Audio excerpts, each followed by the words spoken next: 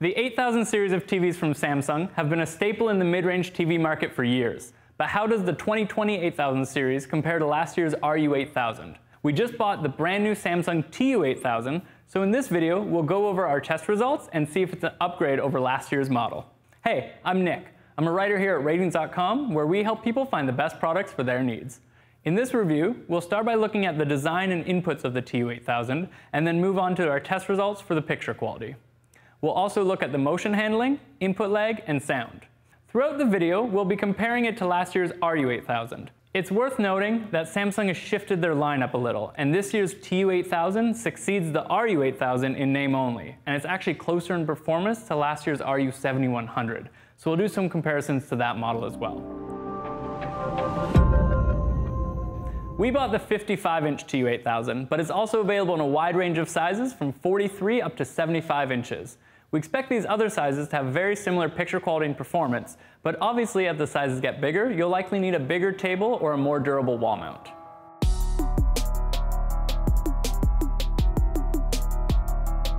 The design of the TU8000 is almost identical to this year's entry-level QLED, the Q60T, and looks slightly more premium than last year's RU8000, though the legs don't look quite as nice.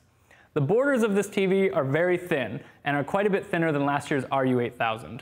The wide-set legs support the TV well, and like some other Samsung TVs, they attach securely without the need for screws, which is nice and convenient. The controls of the TV are very similar to most recent Samsung TVs and consist of a single button below the Samsung logo in the middle of the TV. Being as all controls from power to volume control or source input selection are within one button, you have to rely on a different series of short and long presses to activate different commands, which can be a bit confusing and difficult, so you'll probably want to make sure you keep your remote handy. If we move around to the side, the TV is thin and looks good. It sits close to the wall when wall mounted, which is nice.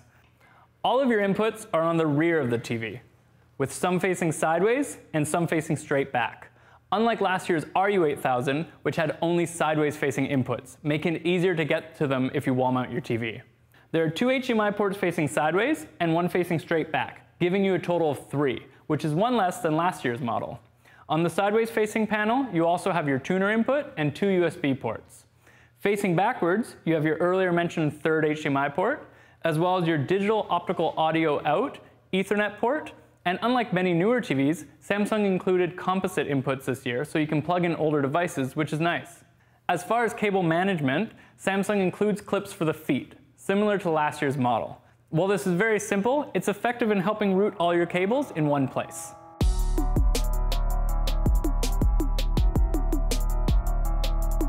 Now we'll move on to picture quality. First up is contrast ratio. The contrast ratio is the relative brightness of white versus dark areas in a scene. It's generally considered one of the most important aspects of picture quality, as a high contrast ratio helps dark scenes to appear more detailed without the details getting lost in the gray. Unlike the slightly higher end Q60T, the TU8000 doesn't have Samsung's new dual LED technology to help its contrast. That being said, the native contrast ratio of this TV is excellent and improved quite a bit over last year's RU8000. This helps its black uniformity perform exceptionally well, making this TV a great choice for watching movies in a dark room. Unfortunately, the TU8000 doesn't have local dimming to further improve the perceived contrast of real scenes. However, this is to be expected, as the RU8000 didn't have it either, and Samsung seems to reserve this feature for higher-end TVs. Now let's move on to gray uniformity. Our gray uniformity test checks for issues with the panel where different pixels are all supposed to display the exact same color, but may not. This can result in distracting areas known as dirty screen effect, which is especially noticeable when watching sports or playing video games.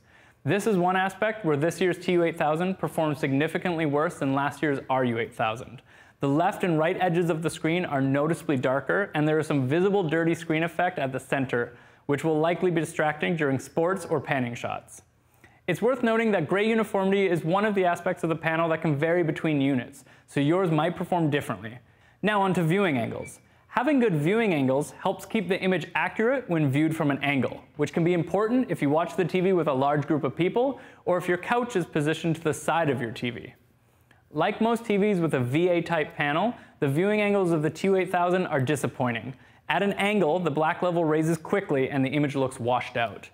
While it performs slightly better than last year's model, it's still not very good overall. If your TV's in a bright room, good reflection handling is important to cut out the amount of glare. The TU8000's reflection handling is about typical of most mid-range TVs. Its semi-gloss finish helps diffuse reflections a bit across the screen, though overall it's only decent and may struggle in moderately well-lit rooms. It'll likely be hard to see the image in a bright room or with direct glare from a window, especially since its SDR peak brightness is only decent. SDR peak brightness refers to how bright your screen can get when watching most standard non-HDR content. A brighter screen will help your TV overcome reflections and glare, but unfortunately this screen can't get very bright and is overall quite a bit dimmer than last year's RU8000. There's no local dimming, so the brightness doesn't really change with most window sizes, but the TV does have CE dimming, also known as frame dimming, which dims the whole screen during dark scenes. Unfortunately, this can crush some details and it can't be disabled. If you watch HDR content, then the ability to produce bright regions of the image is important to produce impactful highlight detail and help make the image pop. Unfortunately, while the TU8000 supports HDR, it's very dim with HDR content and can't produce bright specular highlights. It performs even worse than last year's RU8000, and at below 300 nits, HDR content really won't stand out. Also important for HDR is the ability to take advantage of the more saturated colors that are possible in HDR due to the wider mastering color space. Unfortunately, the TU8000 doesn't have a very wide color gamut at all, and again, is quite a bit worse in this regard versus last year's RU8000. Overall, this TV isn't the best choice if you watch a lot of HDR movies or TV shows from your favorite streaming service, or play HDR-capable games from an Xbox One X or PS4 Pro.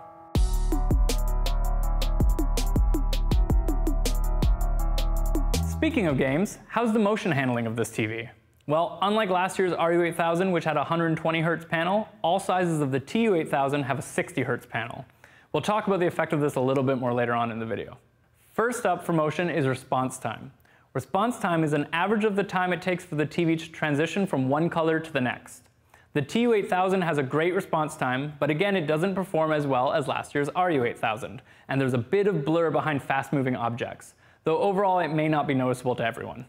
The backlight of the TV flickers at 600 Hz, which is at such a high frequency that it isn't noticeable to most people and can't be seen in our moving logo photo. However, like this year's Q60T, we found that on a full-screen single uniform color, it causes a kind of strange rolling effect. To help reduce motion blur, the TU8000 has an optional black frame insertion feature. The flicker of the backlight can also be adjusted for those who want a clearer image. This can be enabled by selecting the LED clear motion setting in movie mode. This results in a clear image with less persistent blur, though it's not as good as you can find on some other TVs, as you can see some duplication of the image, and it also darkens the screen a fair amount. Unfortunately, like with both the RU7100 and this year's Q60T, the LED clear motion doesn't work in game mode for low input lag. When in game mode, the backlight flickers at 120 Hz, and enabling LED clear motion doesn't adjust this, so more duplication is noticeable and the image is less clear. This may be fixed with a future firmware update though. Now on to input lag. When using this TV in game mode, it reduces the input lag of the TV, and for most signals, it's under 10 milliseconds, which is close to the theoretical minimum at 60 Hz. This is actually an improvement over last year's RU8000, and is great for fast-paced games as it feels very responsive. Unfortunately, like I mentioned earlier, this year's model only has a 60 Hz panel, so it can't display a 120 Hz signal in game mode, which is disappointing. Also, unlike last year's RU8000, this TV no longer supports variable refresh rates. This is a huge downgrade if you game with an Xbox One X with VRR or from a PC, and it's a shame that they excluded this from both this TV as well as this year's Q60T. Now for smart features. Like all Samsung smart TVs, the TU8000 uses Samsung's own Tizen OS, although the 2020 version has a slightly simpler interface with no animations, and a new dark mode instead of the white background. Overall, it's similar to previous Samsung smart TVs and is easier to use. The remote is also the same as Samsung has used for the past few years with the 8000 lineup, and is small and straightforward to use.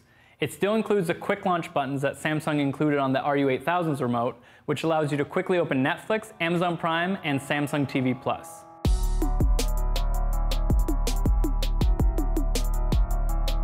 At this point, you're probably asking yourself, but Nick, how do the speakers sound? Well, if you guessed about the same as most TVs, then you'd be right.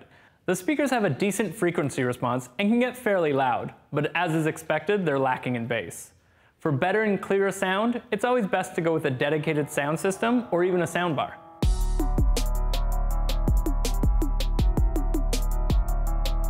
Overall, the TU8000 is a good TV that's decent for most uses, though unfortunately it's a bit of a downgrade over last year's RU8000. It performs closer to the RU7100, especially in regards to HDR and gaming performance. Though this seems to be becoming the norm, as each year the 8000 series seems to perform a bit worse than the 8000 of the year before. Keep this in mind when looking for a new TV, as even this year's Q60T, which is one model up over the TU8000, performs slightly worse than last year's RU8000 overall. So that's it. Thanks for watching, and I'll see you next time.